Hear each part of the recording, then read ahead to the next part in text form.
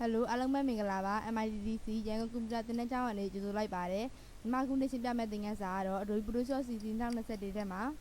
ဒီလိုဖန်တီးလေးထဲမှာဒီလိုငါးလေးတွေရေလေးတွေကိုဘယ်လိုထည့်တဲ့ဆိုတာကိုရှင်းပြပေးသွားမှာဖြစ်ပါတယ်တနည်းအားဖြင့် manipulation လို့ခေါ်ပါတယ်အရင်ဆုံးဒုပုံလေးလုပ်ဖို့အတွက်ညီမတို့ကပုံလေးတွေတွားယူရပါမယ်ပုံယူမယ်ဆိုလို့ရှိရင်တော့ file ရနေပြီးတော့ open keyboard ဘဝဆိုရင်တော့ control ရဲ့ O ကိုနှိပ်လို့ရပါတယ်မိမိပြုလုပ်မိပုံလေးကိုတခါတည်းယူလာခဲ့လိုက်ပါမယ် control လေးကိုပြီးပြီးတော့ select မှတ်လိုက်တာဖြစ်ပါတယ်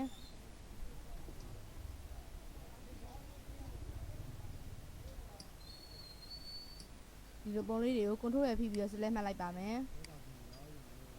select မှတ်ပြီးပြီဆိုရင်တော့ဒီမှာ open နဲ့ဖွင့်လိုက်ပါမယ်ဒီမှာဆိုရင်တော့ပုံလေးတွေရလာပြီဖြစ်ပါတယ်ဒီပုံလေးလုံးမှာဖြစ်တဲ့အတွက်ဒီပုံလေးလုံးပြမှာဖြစ်တဲ့အတွက်သူ့ကိုဒီပုံလေးကိုဇောင်းဆောင်ရပါမယ် keyboard ဘွား control ရဲ့ T ကိုနှိပ်လိုက်ပါတယ် right click ထားလိုက်ပါမယ်ဒီမှာ rotate 90 degree counter clockwise လာလေးနှိပ်လိုက်ပါမယ်ဒါဆိုရင်တော့ဒီပုံလေးရလာပါပြီဒေါင်းလေးတောင်းကနေသူ့ကိုအချုပ်ချက်လေးလုပ်လိုက်ပါမယ်အမှန်လေးကိုချစ်ပေးလို့ရတယ်လို့ keyboard ဘွား enter ကိုခောက်လို့လည်းရပါတယ်သူ့ကိုအရင်ဆုံး site show ပါမယ် site show ဖို့ဒီမှာ crop 2ကိုယူလိုက်ပါမယ် keyboard ဘွားဆိုရင်တော့ C ပါဒီမှာတော့6ကိုရိုက်ထည့်ပါမယ်ဒီမှာတော့4ကိုရိုက်ထည့်ပါမယ်ပြီးရင်တော့သူ့ကိုဆွဲလိုက်ပါမယ်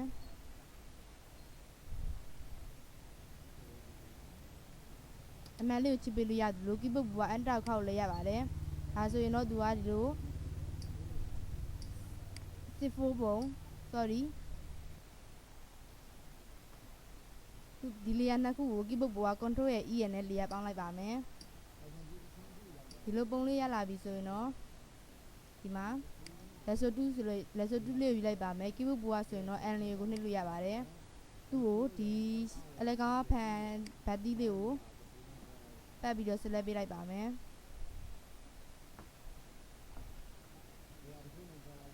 edit ကနေပြီးတော့ face ကိုနှိပ်လိုက်ပါမယ် keyboard ဘွားဆိုရင်တော့ Shift F5 ကိုနှိပ်လို့ရပါတယ်ဒီမှာတော့ connect အဝေးကိုရွေးပေးရပါမယ် OK ကိုနှိပ်ပါမယ်နောက်တစ်ခါဒီကနေပြီးတော့ဒီဘက်ဟာလေးကို lasso 2လေးနဲ့ select ပေးလိုက်ပါမယ်edit ကနေပြီးတော့ face ကိုနှိပ်လိုက်ပါမယ် keyboard ဘွားဆိုရင်တော့ Shift F5 ကိုနှိပ်လို့ရပါတယ် connect အဝေးထားပါမယ် OK ကိုနှိပ်ပါမယ်select ကနေဒီ select စာရှိပါတယ် keyboard ဘွားဆိုရင်တော့ control ရဲ့ D နဲ့ section ဖြောက်လိုက်ပါမယ်ဒီမှာ close down 2ကိုယူပါမယ် keyboard ဘွားဆိုရင်တော့ S ပါလွတ်တဲ့နေရာလေးသူ့ကိုဒီဘေးကအရောင်နေနဲ့အစားထိုးမှာဖြစ်တဲ့အတွက်လွတ်တဲ့နေရာလေးမှာဒီအပြူရောင်နေရာလေးမှာ right order လေးကိုဖိပြီးဒီလိုစဝိုင်းပုံစံလေးရလာပြီဆိုရင် click လေးချက်ထားလိုက်ပါမယ်သူ့ကို order လေးနဲ့ဖိပြီးတော့ click ချက်ထောက်တယ်သူ့ကိုလိုက်ပြီးတော့ mouse နဲ့ဖိပြီးတော့ဖုံးပေးလိုက်ပါမယ်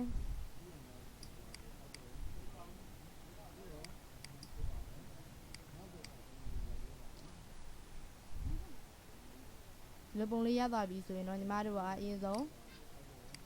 ဒီလိုပုံလုံးမှာဖြစ်တဲ့အတွက်ပုံလေးတစ်ခုဒီပုံလေးကိုယူလိုက်ပါမယ်သူ့ကို mouse နဲ့ဖိပြီးတော့ဆွဲလာခဲ့လိုက်ပါမယ်သူ့ပေါ်လေးရောက်ရင်တော့ဆွတ်ချလိုက်ပါမယ်ထောင်လေးတောင်းကနေပြီးတော့အချုပ်ချက်လုပ်ပေးလိုက်ပါမယ်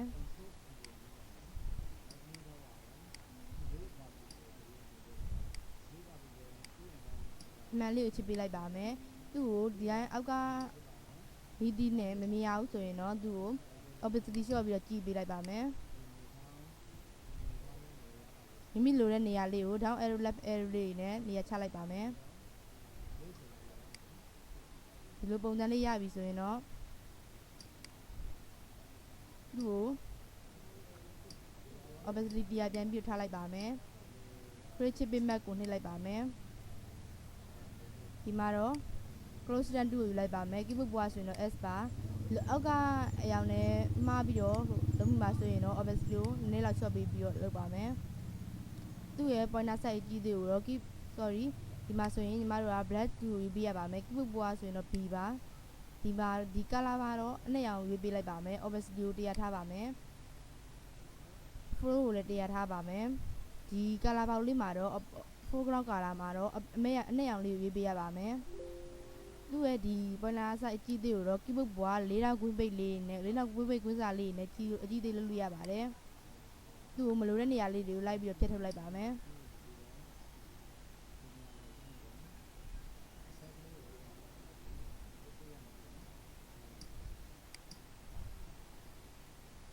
မိလိုလိုလိုက်ပြီးတော့ဖြတ်လို့ရပါတယ်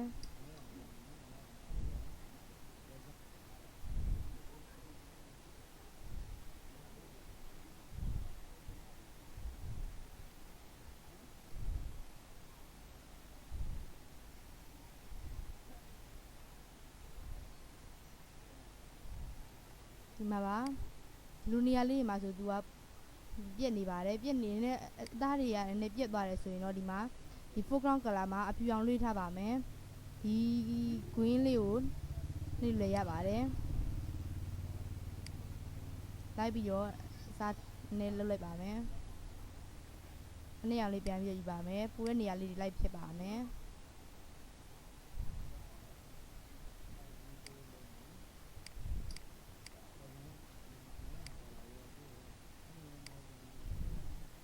လပုံလေးရပြီဆိုရင်တော့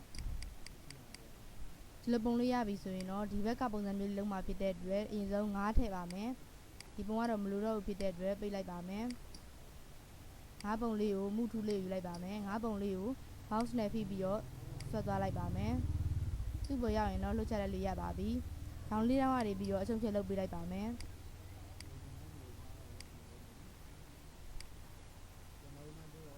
မှန်လေးကိုချစ်ပေးလို့ရတယ်လို့ keyboard ပေါ်ကအန်တာခောက်လေးရပါတယ်လက်ဆိုတူးလေးယူလိုက်ပါမယ်မိမိလိုတဲ့နေရာလေးကိုပဲဖြတ်မိမိလိုတဲ့ဘယ်ငါးကိုယူမှလဲမိမိယူမဲ့ငါးလေးကိုပဲဖြတ်ပြီးထုတ်လိုက်ပါမယ်လို session ဝင်သွားပြီဆိုရင်တော့ right click ထားလိုက်ပါမယ်ဒီမှာ layer ပြား copy စာတွေကိုနှိပ်လိုက်ပါမယ်ဒီအောက်ကဒီပုံကဒီ layer တော့မလိုဘူးဖြစ်တဲ့အတွက်သူ့ကို mouse နဲ့ဖိပြီးဆွဲလာခဲ့လိုက်ပါဒီ image ပုံပေါ်လေးရောက်ပြီဆိုရင်တော့လွှတ်ချလိုက်လို့ရပါပြီဟူထူလေးနဲ့သူ့ကိုနေရာလေးပြချပါမယ်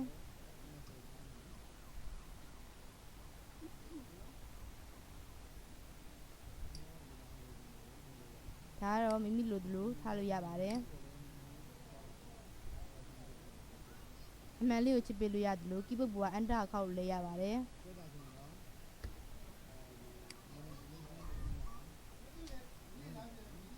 ဒီလိုပုံစံမျိုးလေးရသွားပြီဆိုရင်တော့ညီမတို့ကဒီလိုပုံလေးမှာပါရေးအပြီးမှရေးရှိပါသေးတယ်သူ့ကိုထည့်မှာဖြစ်တဲ့အတွက်အရင်ဆုံးဒီပုံကမလိုတော့ဖြစ်တဲ့အတွက်ပိတ်လိုက်ပါမယ်ဒီပုံကို mouse နဲ့ဖိပြီးတော့ဆွဲလိုက်ခဲ့လိုက်ပါမယ်သူ့ပေါ်ရောက်ရင်တော့လှုပ်ချက်လိုက်လို့ရပါပြီထောင်လေးတောင်းရပြီးတော့အချုံချက်လေးလုပ်လိုက်ပါမယ်မှန်လေးကိုချစ်ပေးလိုက်ပါမယ် opacity ချော့ကြည့်ပါမယ်opacity ကိုချော့ကြည့်ပါမယ်မိမြင်ရတဲ့အနေနဲ့ရောက်ပြီဆိုရင်တော့သူ့ကိုနေရာလေးချလိုက်ပါမယ်ဘိုးလေးလေးနဲ့လှည့်ပေးလိုက်ပါမယ်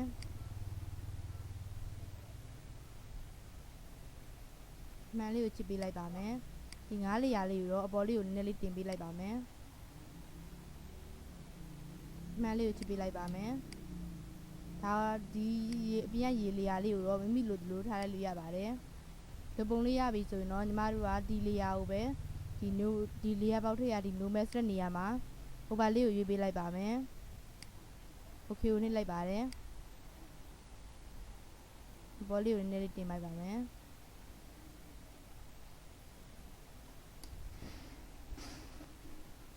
ဒီမှာတော့ဒီလေယာမှာဒီကအဲ့လေယာ mask လေးကိုနှိပ်လိုက်ပါမယ်ဒီမှာ brush tool လေးကိုလိုက်ပါမယ် keyboard ပေါ်ဆိုရင်တော့ B ပါဒီမှာတော့ foreground မှာတော့အနက်ရောင်လေးထားပေးရပါမယ်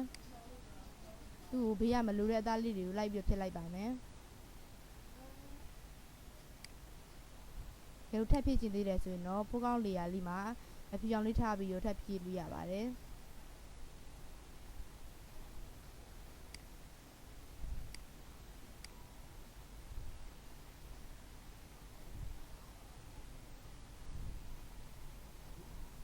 opacity တရားထားပြီးတော့ကြည့်လိုက်ပါမယ်မလိုတဲ့နေရာလေးတွေကိုလိုက်ပြီးဖြတ်ထုတ်လိုက်တာဖြစ်ပါတယ်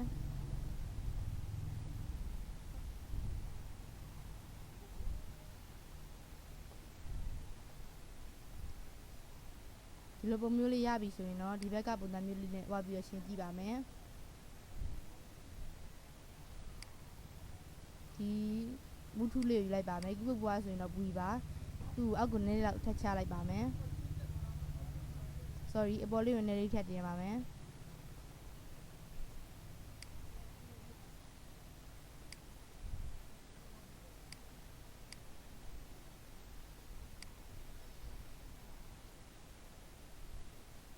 H2 လေးကိုပြန်ထပ်ပြီးယူပါမယ်သူ့ရဲ့နေရာလေးကိုဆက်လက်မှတ်ပေးထားပါမယ်ပုံစံလေးတိုင်းပဲထားလိုက်ပါမယ်ဒီလိုပုံလေးရပြီဆိုရင်တော့ဒီမှာဒီဘက်ကလိုအောက်ကိုငါတို့ကထပ်ပြီးတော့ပွားမှာဖြစ်တဲ့အတွက်ဒီနေရာတွေကို control ရဲ့ order ရဲ့ရှိရဲ့ e ရဲ့နဲ့နေရာတစ်ခုထပ်ပြီးတော့ပွားလိုက်ပါတယ်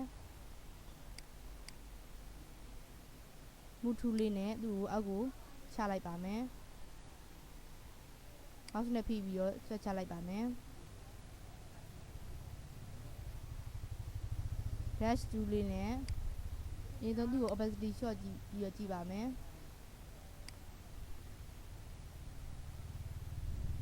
control ရဲ့ T ကိုနှိပ်လိုက်ပါတယ်နည်းနည်းလေး rotate လှည့်လိုက်ပါမယ်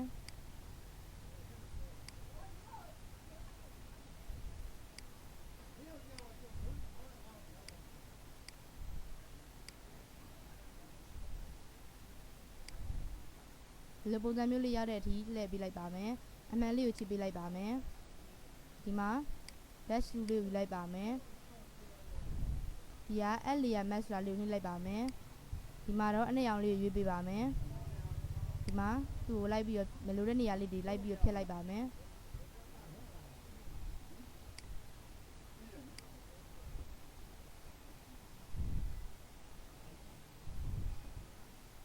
ဒီလို opacity မှာတော့မိမိလိုသလောက်ထားလို့ရပါတယ်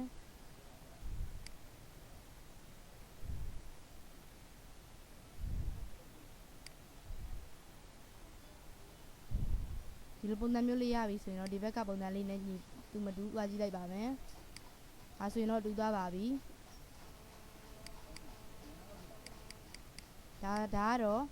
ဒီလိုဖန်တီးလေးထဲမှာငါးပုံလေးတွေရေပုံလေးတွေထည့်တဲ့နည်းကိုရှင်းပြပေးသွားတာဖြစ်ပါတယ်အားလုံးပဲကျေးဇူးတင်ပါတယ်